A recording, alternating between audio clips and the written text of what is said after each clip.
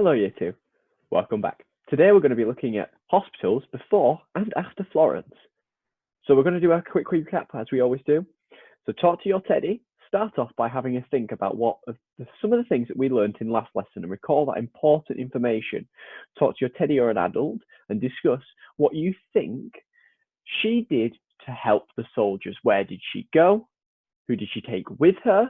What did she do? How did she help those soldiers in the Crimea? Have a quick talk to your teddy, pause the video, have that discussion, and then come back and watch the rest. Okay, so your discussion might have been around, it was Florence Nightingale that went to the Crimea. That's where she went. Who did she take with her? Well, she took a group of nurses. It was 3 dozen. So a dozen is 12. So 3 dozen, that's 36. She took 36 nurses with her all the way to the Crimea, and that was to help the soldiers.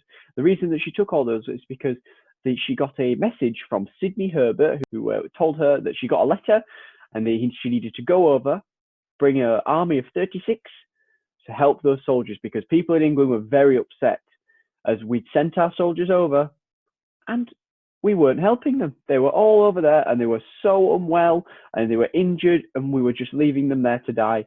So Florence had to get over there as quick as she could with her nurses and see what she could do. So our first mini task, let's have a bit of a warm up. We've got 2 pictures here. Have a look at these 2 pictures. Have a look at the similarities and the differences. Think about what is being shown in these pictures. Think about when you think these pictures might have been taken. I mean, obviously the one on the left is different to the one on the right. The one on the right is a picture. The one on the left might be a... So you need to have a really good think about that. Pause the video, try and spot as many things as you can. We're going to go through what I think are some of the important changes that has happened and have a think. It's a historical comparison. So this must be some point in history. When would this point in history be in each one of these pictures? Pause the video. We'll have the discussion afterwards. Okay, so you've had your discussion now. You've spoken to either your teddy or your adult, and let's have a think about what we've come up with. So one of the things that I think really draws me in is I can spot that the one on the right, this picture over here, this is definitely a kitchen. Looks like a kitchen. So if we're doing a comparison, we usually compare things that are a little bit similar. So I would say that although this looks very different, this would also be a kitchen. And there's things that are the same in each picture and there's things that are different. So some of the things that are the same. Well, in the picture on the right, we have what looks to be an oven. We've got an oven there and we've got a very slick looking hob where it's just a touch screen hob. It looks like, or it's got some dials on the side. So that's to heat up your pans. On the other picture, we've got something in the middle here. It looks like it's all made of metal. Doesn't look like you've got any glass on that. Like this picture on the right, this has got some glass. This one doesn't seem to have any glass. And it is a stove, and this is an old-fashioned cooker. And what you would do is, instead of having electricity to turn things on, didn't have any electricity during these days. You can tell by the way that maybe the lady's dressed, or by the way that there's no light bulbs around in any of the pictures. So what we'd say is, if that's a stove, how would we heat it? Haven't got any sort of gas to heat it, so we'd need some sort of fuel. So what we'd do is it'd be a burning oven. So you'd either put some wood or some coal in here and you'd get a fire. And your fire would be what creates the heat. And you'd put the pans on top, and because it's all made of metal, it conducts the heat very quickly. And then it means that heat is then passed through into the pans and it heats up whatever's in your pans. If you've got your breakfast, maybe your porridge in that pan, you'd have a nice big bowl of porridge. And that would be what would be heated up in this pan here. So although we've got very different looking things, these are both cookers. The next thing that you could mention is just above the cooker, you've got these grates here. These grates that have got the holes in. And you've got over this side, you've got something above our cooker again. Now you might know what this is on this side. This is It's an extractor fan. It's what sucks in all of the heat and all of the smoke and the steam from your cooking, and it sends it up into like a little chimney and sends it out of your house. And that's so that you don't have lots of smoke and lots of steam in your kitchen. Now, this is exactly the same thing. It's the same idea that's been changed over time. You've got these holes and these grids in the top of your stove, and that again would go straight into the chimney and go straight out the top of the house. You've got another thing that looks quite different. On the right-hand side, you've got a sink. You can see that's a tap, and you've got your levers to turn your tap on, and it's on the same unit. It's not two separate taps. It's one tap with two different nozzles.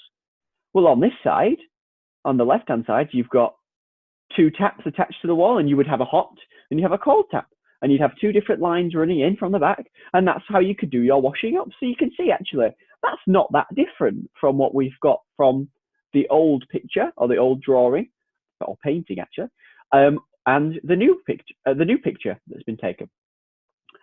You also have one big difference, which is not in the new picture, not in a modern day kitchen.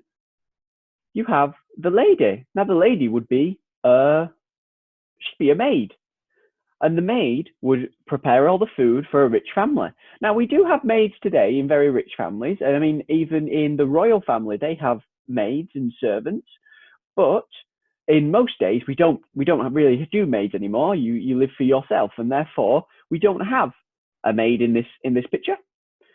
Another thing, which is a very, very interesting one, on this right-hand side, it might not be that obvious, but on this picture on the right-hand side, you've got this black, tall device, and that's a refrigerator. We've got our fridge here.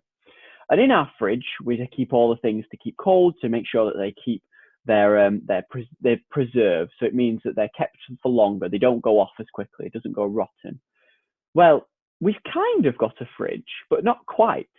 In the left-hand side, we've got this door here, and in this door, you'd keep your food, you'd keep it nice and cool, and that would be like a pantry, and that's what we'd call it. You call it a pantry to keep your food away, and therefore you'd be able to keep it for a little bit longer because it's locked away in a cupboard, so it's not out, it's not got lots of maybe bugs or anything getting to it, so it's shut away.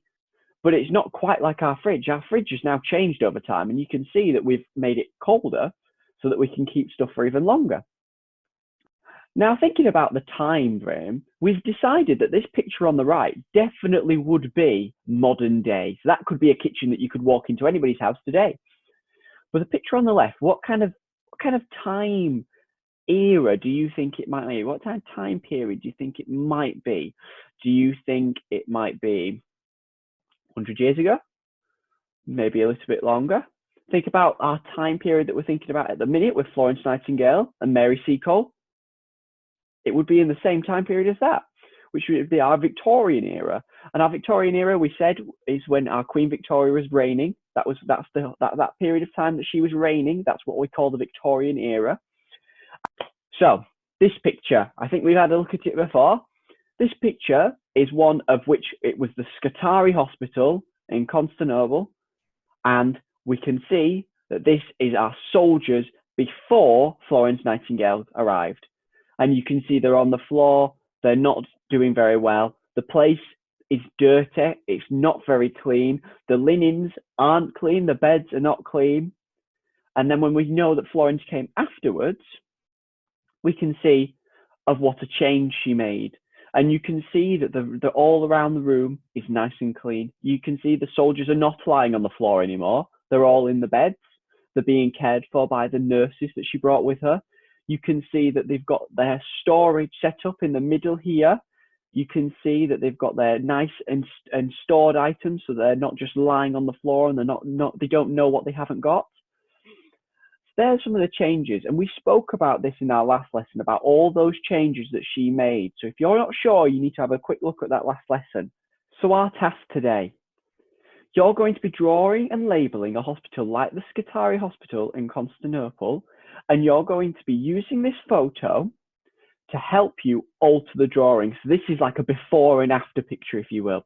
So this is the before picture, and I want you to draw the after. What happened to this picture when Florence arrived? What had changed in this picture? We've just had a bit of a chat quickly about what we saw Florence had done. So let's see whether you can remember all those things that we've been talking about and whether you can put them into your own drawing and show me all those changes that she's made. One example would be she got those clean bedding for all those soldiers.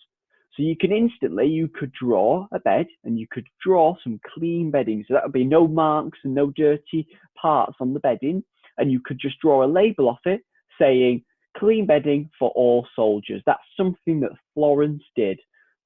So I want you to submit this work to Tapestry, and then I can see that you've understood all those changes that Florence Nightingale made when she came to the Crimean War and the Scutari Hospital, and she understood that the diseases and that the people were dying from all those dirty parts in the hospital, and she needed to change that. So what did she do to that picture of all those soldiers lying on the floor in a very horrible state? What did she do to change that? Remember, you can always go back to the last video or to a couple of slides before to have a look at that other picture, and you can kind of recreate that yourself. But I want you to challenge yourself and label it. Tell me exactly what has been changed there. It's okay to draw it, but I can't tell what the changes are from that picture to your picture if you don't label it. So you just need to show me exactly what has changed. Thank you very much. Make sure you're adding that up to Tapestry so that I can mark it and add it to your profile. Thank you for coming to this lesson. I look forward to seeing you in the next lesson. Goodbye, everyone.